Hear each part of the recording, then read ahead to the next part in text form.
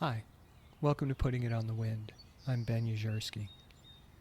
I'm sitting here in my treatment room looking out through the sliding doors that open into our backyard in suburban Glassboro, New Jersey. In many ways, it's pretty typical of the backyards you'll find in the Vinyl Village where we live. It's a little bit less than a quarter of an acre and surrounded by well-worn stockade fencing.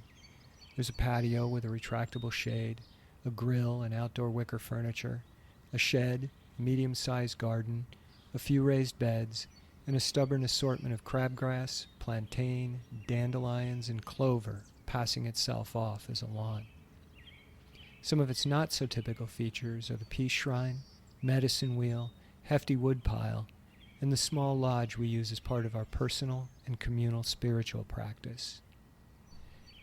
Things are a lot different from the way they were back when I was a kid, and I guess now would be a good time to cover that part of the story. I was born on a Friday afternoon in 1963 in Carbondale, a small town in northeastern Pennsylvania in what's commonly known as the Mid-Valley region. When I was 3 years old, we moved to an even smaller town called Dixon City, which currently has a population of somewhere around 6,000 people. At one point, it was widely recognized for its production of anthracite, or hard coal, although by the time we got there wasn't much left of the industry but birch-covered slag piles, skeletal coal breakers, and the occasional mine fire, or cave-in.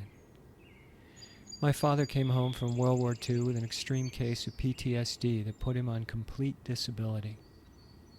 On top of the pharmacy of prescription meds he took on a daily basis, he also self-medicated with caffeine, nicotine, and alcoholic binges that often went on for a few weeks at a time. Although he usually sought treatment at the local VA hospital, his drinking ultimately buried him when I was 16 years old. He was a fragile man, prone to nervous bouts of anxiety and depression, and while he wasn't physically abusive, his emotional instability and the volatility of his temper kept our family constantly on edge. My mother, on the other hand, did everything she could to keep the lid on tight. She was a loving woman, educated through high school, who worked in factories as a seamstress and took a job at the soda fountain of a local Newberry's dime store. After we moved, she dove into the community through the Catholic Church and grade school, volunteer ambulance service, her work at the counter of a family pharmacy on Main Street, and even became the second woman to hold a position on city council. She was highly sensitive, both emotionally and spiritually, incredibly compassionate and wise in her own earthy way. But she was also a people pleaser and deeply codependent. Perhaps it's easy enough to say that if my father was a wound, my mother was a Band-Aid. Both during and for decades afterwards, I've struggled with the effects of growing up in that household. Some of my wounds run exceptionally deep, and the patterns that served as a necessary suit of armor have taken their share of years to fall away. Some, perhaps, never will. But at least now I've recognized that even if they no longer seem to fit, they were never really the enemy. Instead, they protected me, even kept me alive at a time when I needed them to do exactly that. I've purposely chosen the word household to describe the place I live because for me, it never actually got to feeling like home. The birch-covered slag heaps, streets and alleys, the woods, creek, the cemeteries and schoolyards of Dixon City, they were my home, and I knew every dusty inch of them as well as I knew my own name. They took me in, shared their secrets, and listened intently while I shared mine. Although I had a handful of close friends, the dogwood tree in the backyard was closer to me at times than the other kids I ran with. I never really felt as though I belonged, and so I spent a lot of time feeling lonely. I remember the joys of those years, to be certain, but I also remember an almost ever-present sense of anxiety and sadness. Those were often difficult times, and I'd never jump at the chance to live through many of them again. Yet I'm also aware that it is the living through of those years that has made me into what I am today. My mother's compassion and having to master the skill of reading my father have gifted me with sensitivity and the ability to sit in the presence of others without judgment while they struggle through their pain.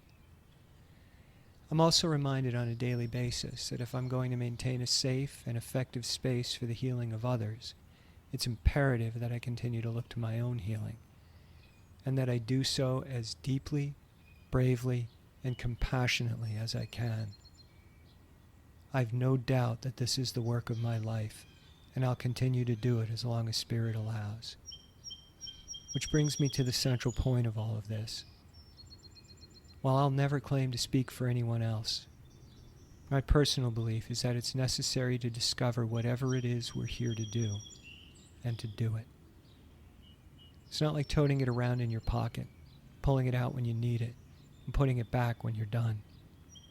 It's saying yes to something that shapes our very lives, changes us into the vessel it needs to bring it out to the people.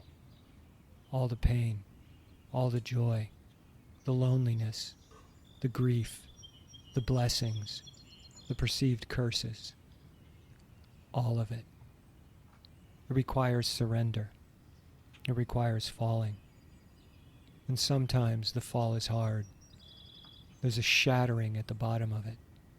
But with strength, faith, and courage, when we finally find the will to stand again, we realize that the only thing that shatters is the lie.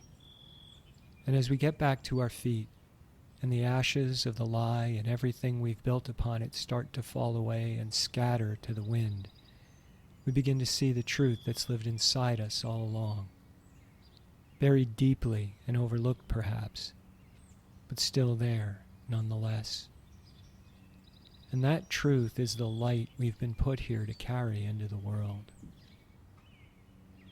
Sometimes we're obliged to hold that light high above our heads, allowing it to shine openly as a guide for the lost souls we encounter. Other times, when the wind blows cold and fierce, we draw it close, cup our hand around it, and keep it lit. And in those times, that simple, courageous act of refusing to let the light go out is enough. We never know where the light will fall. We carry it, tend to it, and it shines of its own accord. There's a commonality between the metaphor of carrying the light and the notion of putting something on the wind. Throughout the ongoing process of my own healing, I've been blessed to know many great and generous teachers, one of whom presented me with the idea. When we speak our intentions and our prayers, put them on the wind, they take flight like a seed. With Spirit's help and grace, they come to rest on fertile ground, sink their roots deeply, and grow into something that feeds us all. We might never witness the final results of our actions, or encounter those who've harvested what's been planted, but that doesn't matter. What matters is that we step forward and do it anyway, that somehow the people may live. Thanks for being a part of this. Until next time.